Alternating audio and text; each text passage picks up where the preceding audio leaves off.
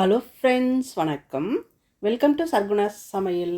இன்றைக்கி நம்ம சேனலில் நல்ல சத்தான கம்பு தோசை எப்படி செய்யுதுன்னு பார்க்கலாங்க. இது பார்த்திங்கன்னா நல்லா சூடாக சாப்பிடும்போது நல்லா மொறு மொறுன்னு கிறிஸ்பியாக நல்லாயிருக்கும். ஆறின பிறகு சாஃப்டாக ரொம்ப நல்லாயிருக்குங்க. டேஸ்ட் பார்த்திங்கன்னா அட்டகாசமாக இருக்கும். சின்ன குழந்தைகள் முதல் பெரியவங்க வரையும் நல்லா விரும்பி சாப்பிடுவாங்க. அதே மாதிரி ரொம்ப சத்தானதும் கூட. இது எப்படி செய்யுதுன்னு பார்க்கலாம். நம்ம சேனலை இப்போ தான் முதல் முறையாக பார்க்குறீங்கன்னா சப்ஸ்கிரைப் பண்ணிக்கோங்க. இப்போ வாங்க எப்படி செய்யுதுன்னு பார்க்கலாம். இதை பண்ணுறதுக்கு இந்த மாதிரி ஒரு மிக்சிங் பவுல் எடுத்து வச்சுக்கோங்க. அதில் ஒரு கப் அளவுக்கு நான் வீட்டில் அரைச்ச கம்பு மாவு எடுத்துக்கிறேங்க. ஒரு மாதத்துக்கு ஆகிற மாதிரி ஒரு 3 கிலோ அரைச்சி வச்சுருவேன். அதுலேருந்து ஒரு கப் அளவுக்கு எடுத்துருக்கிறேன். நீங்கள் கடையில் வாங்கின கம்பு மாவு இருந்தாலும் எடுத்துக்கலாம், வீட்டில் அரைச்சதும் எடுத்துக்கலாம். கூடவே 2 டேபிள் ஸ்பூன் அரிசி மாவு சேர்த்துக்கிறேன். கூடவே 1 டேபிள் ஸ்பூன் ரவை சேர்த்துருக்குறேங்க. வீடியோவில் மிஸ் பண்ணிட்டேன். கூடவே ஒரு பெரிய வெங்காயத்தை இந்த மாதிரி பொடியாக நறுக்கிட்டு சேர்த்துக்கோங்க. இதுக்கு பதிலாக நீங்கள் சின்ன வெங்காயம் இருந்தால் கூட ஒரு 10-15 சின்ன வெங்காயத்தை பொடியாக நறுக்கிட்டு சேர்த்துக்கலாம். கூடவே ஒரு மீடியம் சைஸ் கேரட்டை கேரட் துருவரத்தில் துருவிட்டு சேர்த்துக்கோங்க. ஒரு 2 பச்சை மிளகா நல்லா பொடியாக நறுக்கிட்டு சேர்த்துக்கோங்க. உங்களுக்கு காரம் கூட வேணும்னா இன்னொரு பச்சை மிளகா கூட சேர்த்துக்கலாம், அது உங்கள் விருப்பம்தான். ஒரு அரை டீஸ்பூன் சீரகம் சேர்த்துக்கோங்க. சேர்த்துட்டு ஒரு துண்டு இஞ்சியை இந்த மாதிரி கேரட் துருவரத்தில் துருவிட்டு சேர்த்துக்கோங்க. தோசையில் இருக்கிற இடம் தெரியாது. சேர்த்துட்டு ஒரு கப் அளவுக்கு தண்ணி ஊற்றிட்டு முதல்ல விஸ்கு வச்சுட்டு நல்லா கலந்து விட்டுக்கலாம். இந்த மாதிரி விஸ்கு வச்சும் கலந்துக்கலாம், அப்படி இல்லைன்னா கரண்டி வச்சு கூட கலந்துக்கோங்க. இப்போ 2வது கப்பு தண்ணி ஊற்றிட்டு கட்டிகள் இல்லாமல் நல்லா கரைச்சி விட்டுக்கலாங்க. பாருங்கள், இந்த மாதிரி நல்லா கரைச்சி விட்டாச்சு. அவ்வளோதான்.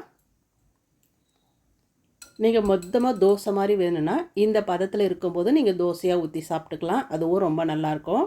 நான் ரவா தோசை மாதிரி செய்ய போகிறேன், அதனால் இன்னொரு 3/4 கப்பு தண்ணி ஊற்றிக்கிறேன். தண்ணி ஊற்றிட்டு ஒரு முறை நல்லா இந்த மாதிரி கலந்து விட்டுக்கோங்க. அவ்வளோதான்.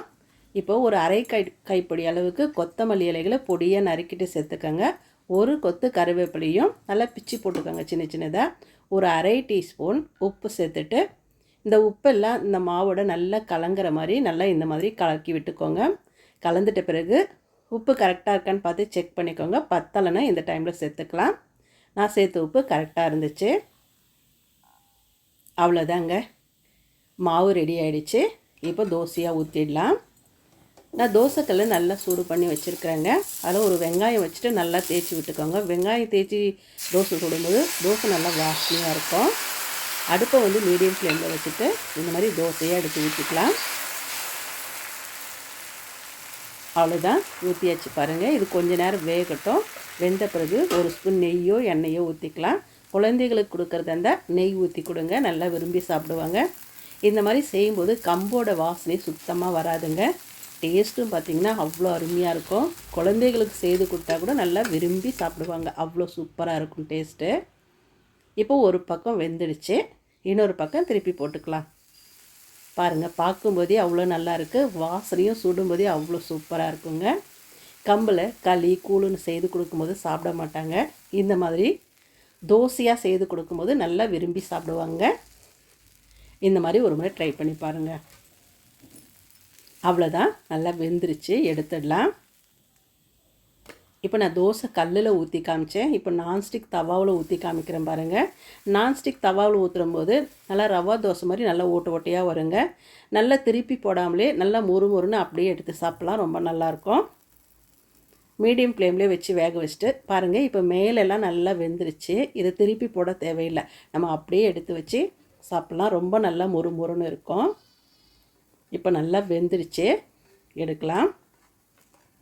அவ்வளோதாங்க, அருமையான சுவையில் சுட சுட கம்பு தோசை அருமையாக சூப்பராக தயாராகிடுச்சு பாருங்கள்.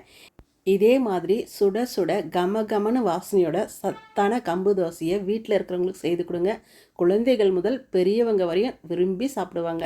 இதுக்கு பார்த்திங்கன்னா தக்காளி சட்னி, தேங்காய் சட்னி, கார சட்னியோட சாப்பிட்றதுக்கு ரொம்ப நல்லா இருக்குங்க. இதே மாதிரி செய்து பாருங்கள். செய்து பார்த்துட்டு எப்படி வந்ததுன்னு கமெண்ட்டில் சொல்லுங்கள். இந்த வீடியோ பிடிச்சதுன்னா சர்குணா சமையலுக்கு சப்ஸ்கிரைப் பண்ணுங்கள், லைக் பண்ணுங்கள். மறக்காமல் உங்கள் தெரிஞ்சவங்களுக்கு நிறைய ஷேர் பண்ணுங்கள். அப்படியே பக்கத்தில் இருக்க பெல் பட்டனையும் அழுத்தி விடுங்க. அப்போ தான் நான் போடுற வீடியோ உங்களுக்கு உடனுக்குடன் வரும். நன்றி, வணக்கம்.